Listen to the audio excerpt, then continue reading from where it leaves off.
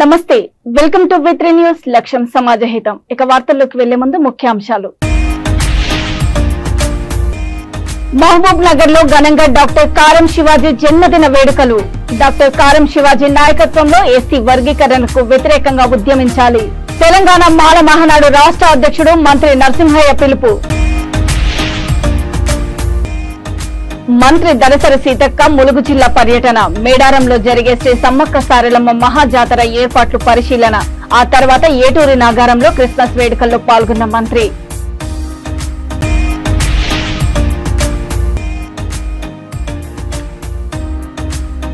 హైదరాబాద్ నగర శివారు ప్రాంతాలలో పొగమంచు రోడ్లపై వాహనం డ్రైవర్లు ఇక్కట్లు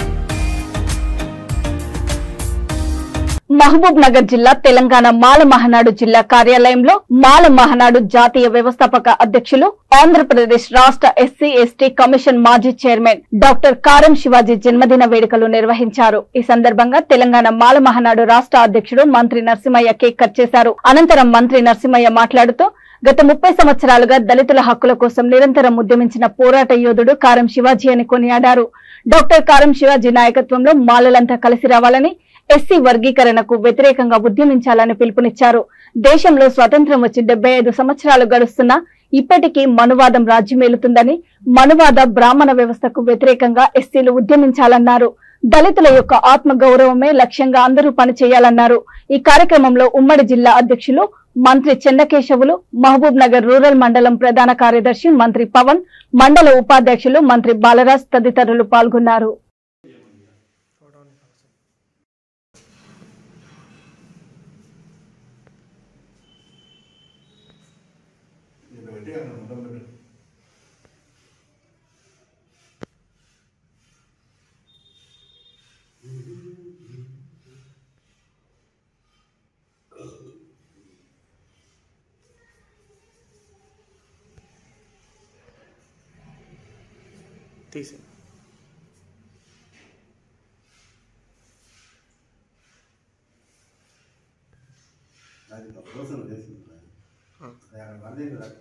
క్రిస్మస్ సందర్భంగా వికారాబాద్ ఎమ్మెల్యే శాసనసభ స్పీకర్ గడ్డం ప్రసాద్ కుమార్ వికారాబాద్ లోని మెథడిస్ట్ చర్చిలో ప్రార్థనలు చేశారు కుటుంబంతో చర్చికి విచ్చేసిన ఆయనకు చర్చి ఫాస్టర్ ప్రత్యేక ప్రార్థనలు చేసి ఆశీర్వదించారు ఈ సందర్భంగా శాసనసభ స్పీకర్ గడ్డం ప్రసాద్ కుమార్ చర్చికి హాజరైన క్రిస్తువులకు క్రిస్మస్ శుభాకాంక్షలు తెలియజేశారు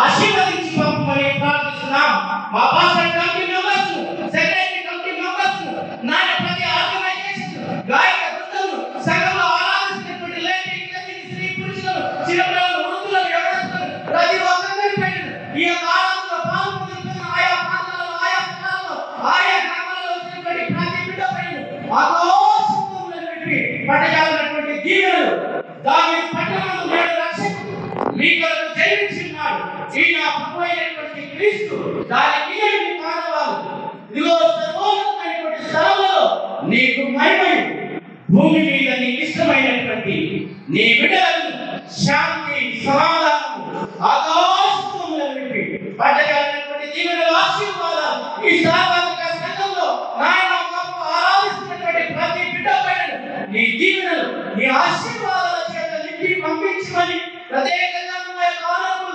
నాయన స్పీకర్ గారిపై నీ దీవెనలు సంఘమంతటిపై నీ దీవెనల చేత నింపి పంపమని యేసు నామమున ప్రార్థిస్తున్నాను మా తండ్రి ఆమేన్ పరలోకమందున మా తండ్రి నీ నామం పరిశుద్ధపరచబడి గాక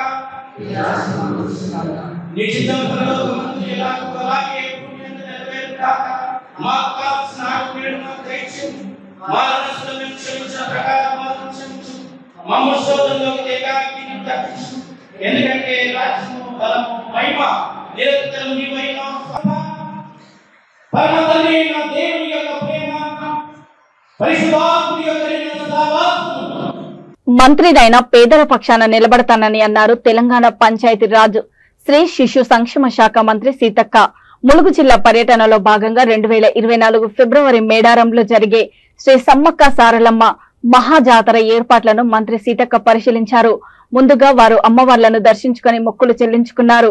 అనంతరం పోలీస్ అధికారులు వివిధ శాఖల అధికారులతో కలిసి జాతర అభివృద్ధి పనులను పర్యవేక్షించి పరిశీలించారు.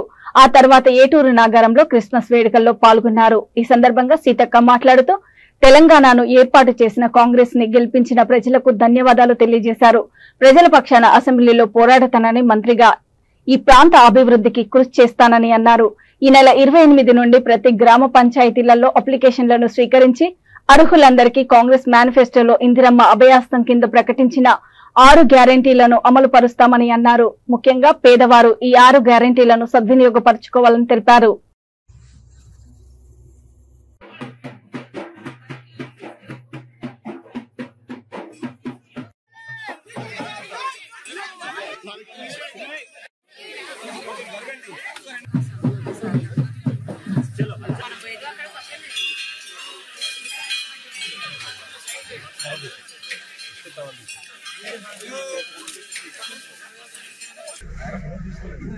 ఎన్నికల విజయం కోసం కష్టపడ్డ ప్రతి కార్యకర్తకు నాయకులకు పేరు పేరున హృదయపూర్వక ధన్యవాదాలు. మరి ఈరోజు అనుకోకుండానే రావడం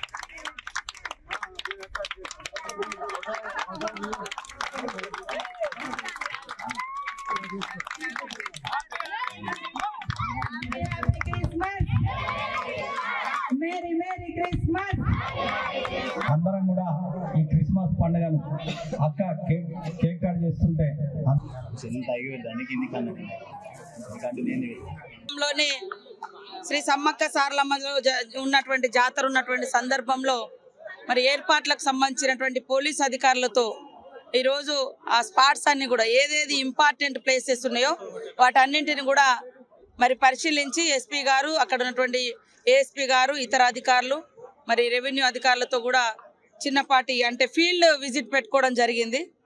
ఆ తర్వాత ఏటు నాగారంలో మరి గత 3 రోజుల క్రితము ఒకే ఫ్యామిలీకి సంబంధించినటువంటి 5గురు మరణించడం జరిగింది. వారి కుటుంబాలను పరామర్శిస్తూ వారికి అన్ని రకాలుగా మరి ఆ దేవుడు మనమందరం అండగా ఉండాలని తెలియజేస్తూ కొంత సహకారాన్ని కూడా చేస్తూ ఇక్కడ రావడం జరిగింది.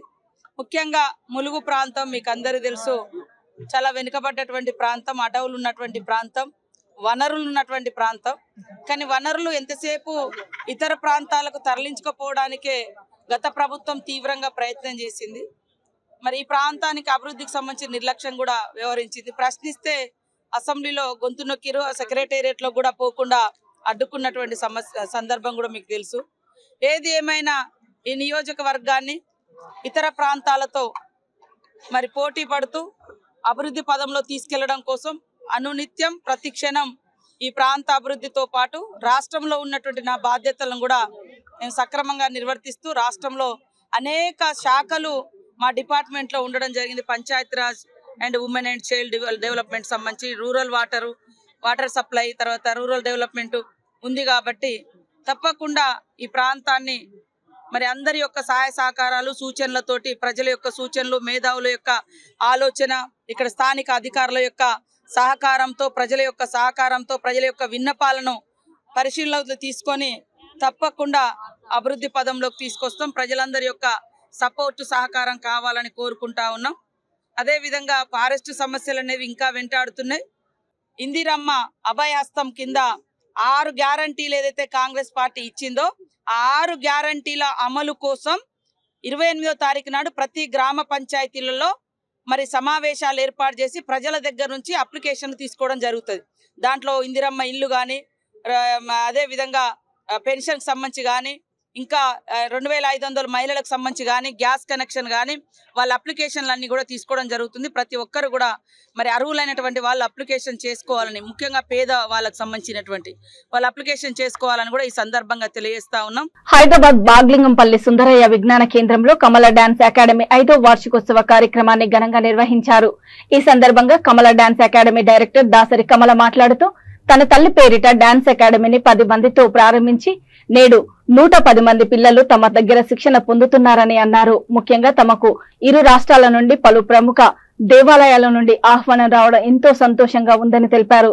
రానున్న రోజుల్లో ఎంతో మంది పేద విద్యార్థులకు శిక్షణను ఇవ్వడం జరుగుతుందని తెలిపారు. ఈ కార్యక్రమంలో పలువురు సంగీత విద్వాంసులు, పండితులు, నాట్య గురువులు, సంగీత కళాకారులు, విద్యార్థినిల తల్లిదండ్రులు తదితరులు పాల్గొన్నారు.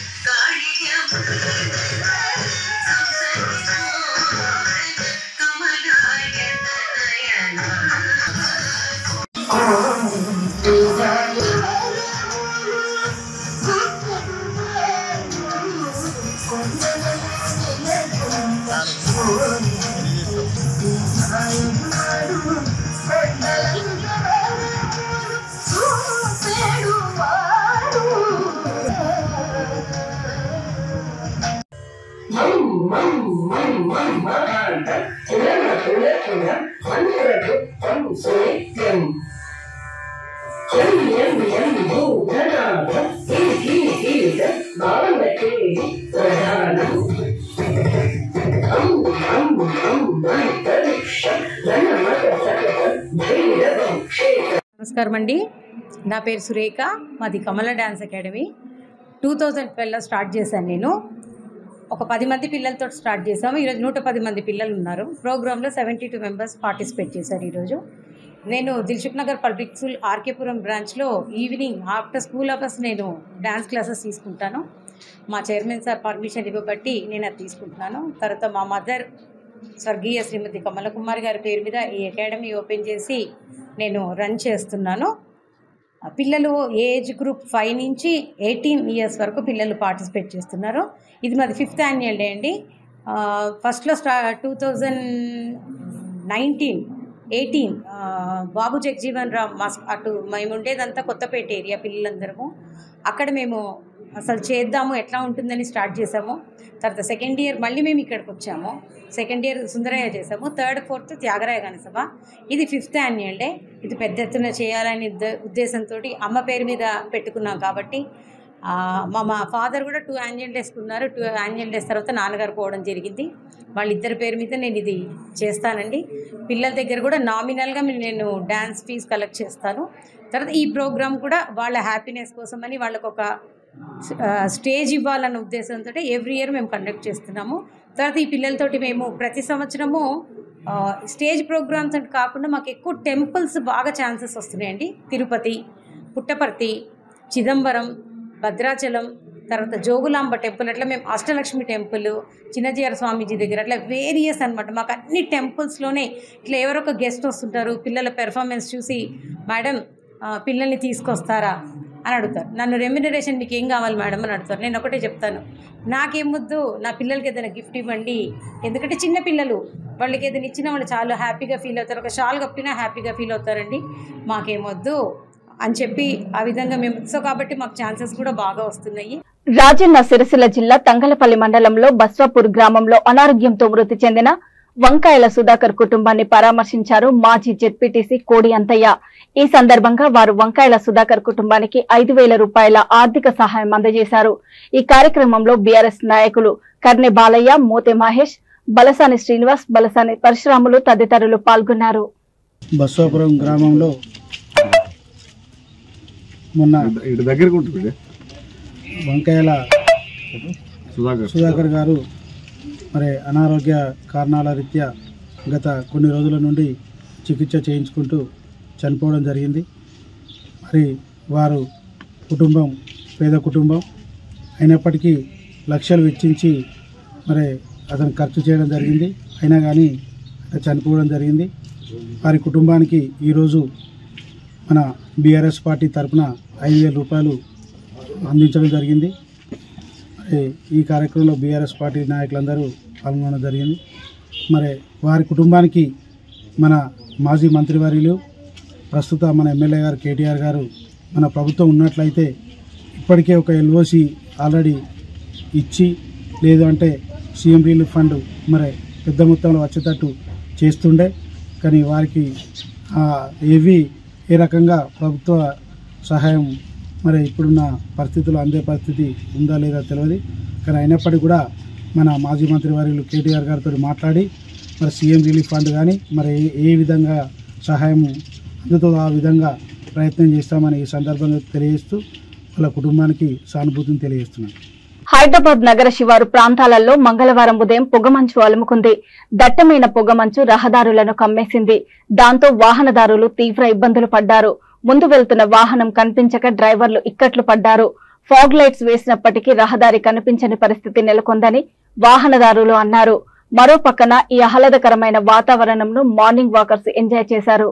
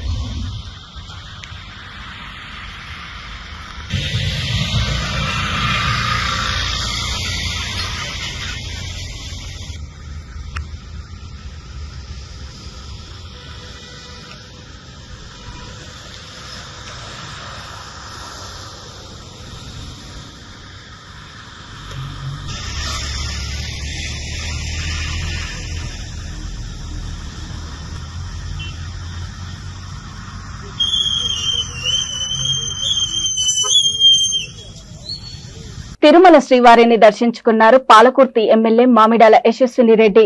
కుటుంబ సభ్యులతో కలిసి వారు స్వామివారిని దర్శించుకుని మొక్కులు చెల్లించుకున్నారు. వేద పండితులు వారిని రంగనాయకుల మండపంలో ఆశీర్వచనం చేశారు. అనంతరం టీటీడీ అధికారులు అందించిన తీర్థ ప్రసాదాలను స్వీకరించారు. ఈ సందర్భంగా యశస్విని రెడ్డి మాట్లాడుతూ వైకుంఠ ఏకాదశి సందర్భంగా తిరుమలలో ఏర్పాట్లు చాలా అద్భుతంగా చేశారని అభినందించారు.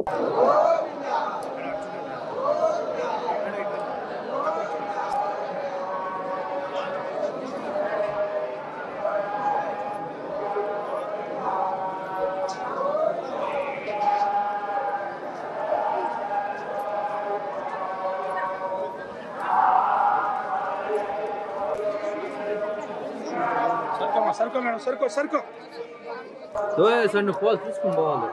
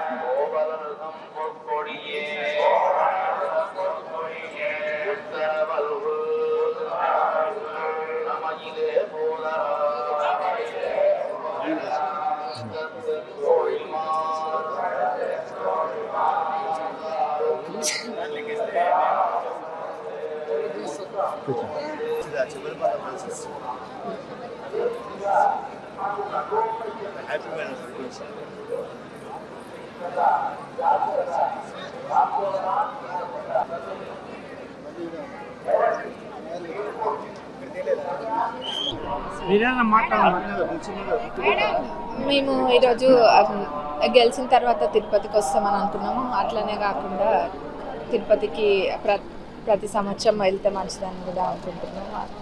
తిరుపతికి వచ్చి దర్శనం చేసుకోవడం జరిగింది. వైకుంఠ ద్వారము నుంచి కూడా వెళ్ళడం జరిగింది. మరి మా పాలకుర్తి ప్రజలందరి తరపున కూడా మొక్కుకున్నాం. మా కుటుంబానికి పాలకుర్తి ప్రజలందరినీ కూడా చల్లగా చూడాలని కోరుకున్నాం. మంచిగా ఉందండి. మేము అనుకున్న పనులన్నీ, మేము మా నియోజకవర్గానికి చేయాల్సిన పనులన్నీ కూడా చేయాలి. అది ఆ దేవుడి అనుగ్రహం కూడా ఉండాలి. తప్పకుండా చేస్తాం. వార్తలు ముగించే ముందు ముఖ్యాంశాలు మరోసారి. మహబూబ్ నగర్ లో ఘనంగా డాక్టర్ కారం శివాజీ జన్మదిన వేడుకలు. డాక్టర్ కారం శివాజీ నాయకత్వంలో ఎస్సీ వర్గీకరణకు వ్యతిరేకంగా ఉద్యమించాలి. తెలంగాణ మాల మహానాడు రాష్ట్ర అధ్యక్షుడు మంత్రి నరసింహయ్య పిలుపు. మంత్రి దళసరి సీతక్క ములుగు జిల్లా పర్యటన. మేడారంలో జరిగే శ్రీ సమ్మక్క సారలమ్మ మహాజాతర ఏర్పాట్లు పరిశీలన. ఆ తర్వాత ఏటూరి నాగారంలో క్రిస్మస్ వేడుకల్లో పాల్గొన్న మంత్రి.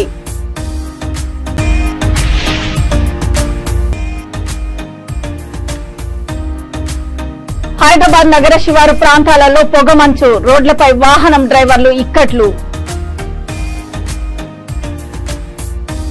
చూస్తూనే ఉండండి V3 న్యూస్. లక్ష్యం సమాజహితం. నమస్తే.